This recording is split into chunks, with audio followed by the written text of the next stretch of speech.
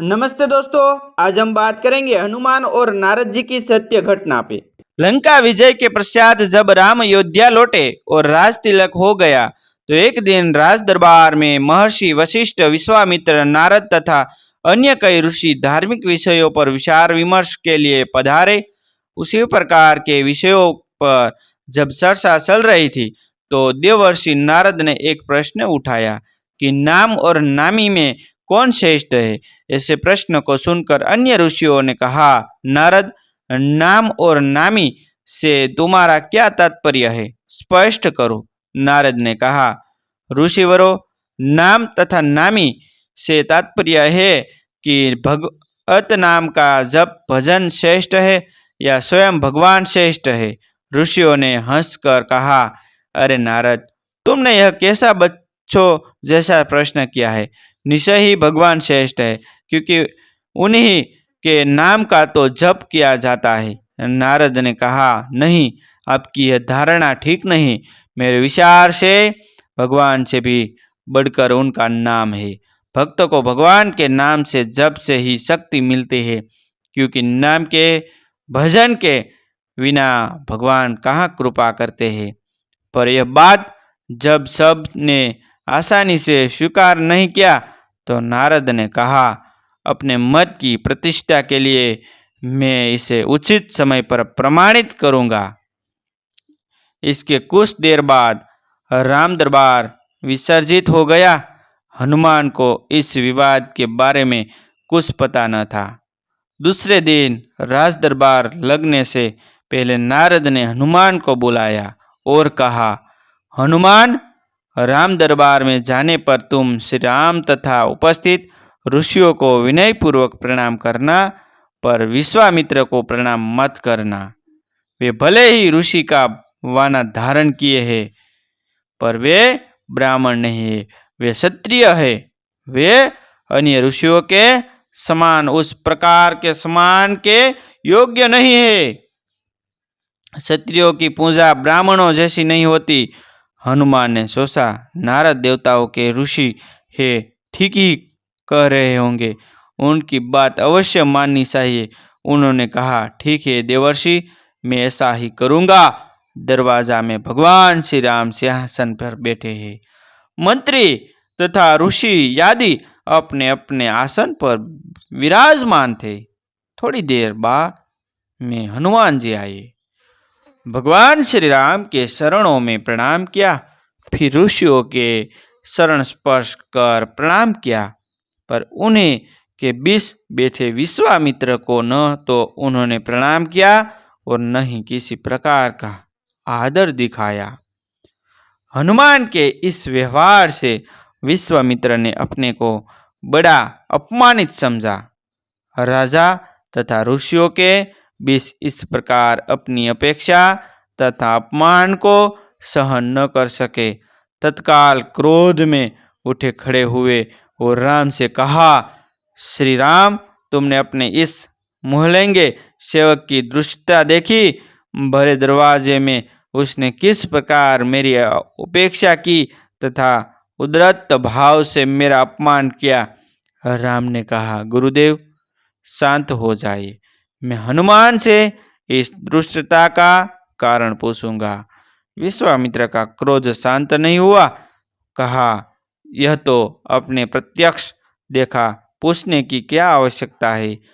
अस्त्र शस्त्र के क्षेत्र में तुम्हारा गुरु रहा हूँ, यह गुरु आज्ञा है, इसे दंड दीजिए। नारद ने भी विश्वामित्र की हाँ में हाँ मिलाई तथा कहा, भगवान, विश्वामित्र ठीक कहते हैं। हनुमान ने उनका प्रत्यक्ष अपमान किया है। आपके उद्दंड सेवक को दंड मिलना चाहिए। नारद की बात सुनकर हनुमान असमस में पड़ गए, पर दरबार में अपनी स्थिति देखकर कुछ बोले तो न सके, पर सोचने लग गए कि जिस नारद के कहने से मैंने ऐसा किया, वही नारद अब मेरा बचाव न करके मुझे दंड देने की बात कर रहे हैं। नारद का यह चरित्र समझ में नहीं आता उधर की उधर लगाना और दो लोगों के बीच भ्रम पैदा करके उन्हें लड़ने में उन्हें कौन सा आनंद आता है। भले काम को बिगाड़ने वाला यह कैसा ऋषि है। राम किसी प्रकार की दंड की घोषणा करते उसके पहले ही नारद ने कहा, भगवान इस संबंध में शांत भाव से विचार कर कल दंड की दीजिएगा। उत्तेजित अवस्था में अभी इसी समय हनुमान को दंड देना उचित नहीं। सबने इस सुझाव को स्वीकार किया और सभा विसर्जित हो गई। रात हनुमान नारद के आश्रम में आए और कहा, देवर्षि ये कौन सा खेल खेल रहे हैं। मेरा वध करा कर आपको क्या मिलेगा। मैंने तो जो कुछ अभिनय किया वही आपकी आज्ञा से ही किया था। नारद ने हंसकर कहा, हनुमान निराश मत हो, चिंता मत करो। मेरे कहने से तुमने जो किया है इसके लिए दिए जाने वाले दंड से तुम्हारा कुछ न बिगड़ेगा। तुम्हें दंड मिलेगा पर तुम्हारा वाल वांका भी न होगा। मैं जैसा कहता हूँ बस वैसा कल करना। कल प्रातःकाल सरयू में स्नान कर भगवान का ध्यान कर सरयू तट पर ओम रामायण नमः इस मंत्र का जाप करते रहना। कोई कुछ कहे तुम कुछ मत सुनना, बस यह मंत्र प्रेम भाव से जपते रहना।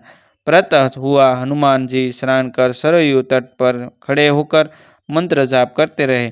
दरवाजा लग जाने पर जब हनुमान दरवाजा में उपस्थित न हुए तो राम ने पूछा, हनुमान कहाँ है, अभी तक नहीं आए।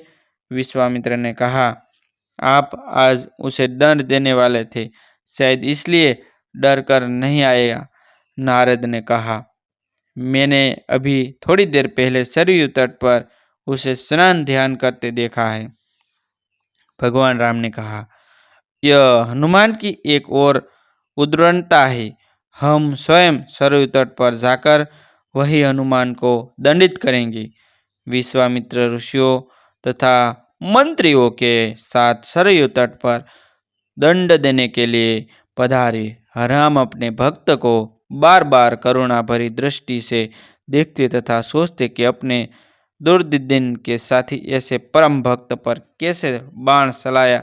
उधर गुरु विश्वामित्र के क्रोध का डर, गुरु की मर्यादा की रक्षा के लिए उन्होंने हनुमान को दंड देने का निश्चय किया। धनुष पर बाण चढ़ाया और हनुमान को लक्ष्य पर बाण छोड़ दिया। अरे यह क्या किया।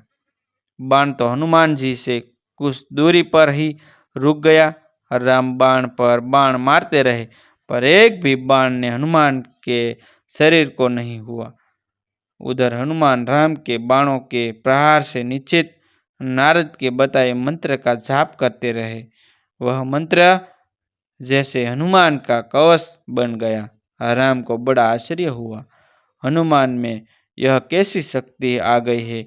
उनके दंड का प्रयास व्यर्थ हो रहा था। विश्वामित्र को लग रहा था कि राम अपने भक्त को बचाने के लिए जानबूझकर इस तरह बाण चला रहे हैं कि उनको चोट न पहुंचे। अपनी इस असफलता के विचलित होकर राम ने ब्रह्मास्त्र उठा लिया।